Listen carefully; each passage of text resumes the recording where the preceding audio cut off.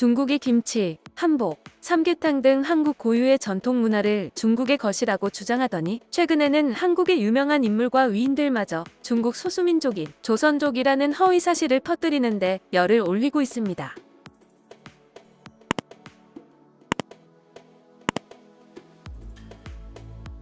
심지어 중국의 문화공정은 여기서 그치지 않고 아시아 국가 전반을 향하고 있는 상태인데요. 중국은 한국 문화뿐 아니라 최근 인도네시아 전통 수공의 염색 문화인 바틱을 중국의 문화라고 주장하고 있습니다. 인도네시아 바틱은 인도네시아 자바 지역에서 비롯된 전통 수공예로 양초로 천을 염색해 문양을 입히는 것이 특징이며 식물, 동물, 기와 학무늬 등 수천 개가 넘는 문양과 다양한 색을 가지고 있습니다.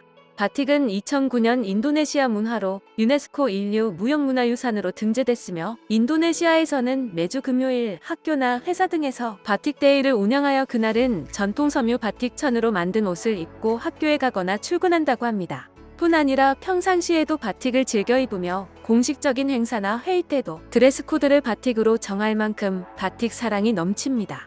그런데 중국이 인도네시아의 전통 문화 역시 자신의 문화라며 억지 주장을 펼치고 있습니다.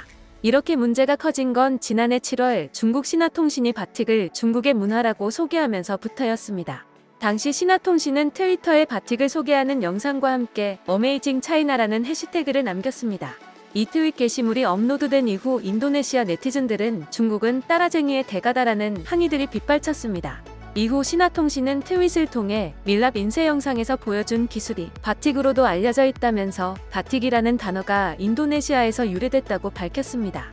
하지만 이들은 문제가 된 트위터를 삭제하거나 바틱이 중국 문화라고 설명한 문구를 수정하지 않았고, 이 때문에 온라인상에서는 여전히 바틱을 중국 문화로 소개하는 글을 쉽게 찾아볼 수 있었습니다. 다른 나라의 문화를 자기네 것이라 주장하는 중국의 문화공정은 비단 한국만의 문제가 아니게 된 것입니다.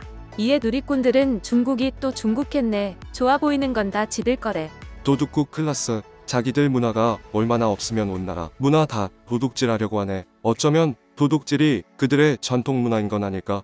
너네 거 아니고 코로나랑 미세먼지는 너네 거 맞아. 이젠 지구랑 우주도 자기들 거라고 우기겠네. 또 시작이네. 이젠 아무도 안 믿어주는 게 웃음 포인트. 확실히 땅덩어리가 크나 심성이 작아 중국이 된 게 맞네. 전 세계를 상대로 12터는 중국. 안 좋은 쪽으로 어메이징 한 해 등의 반응을 보였습니다. 영상을 시청해주셔서 감사합니다. 여러분의 좋아요와 구독은 큰 힘이 됩니다. 지금까지 뉴스팅이었습니다.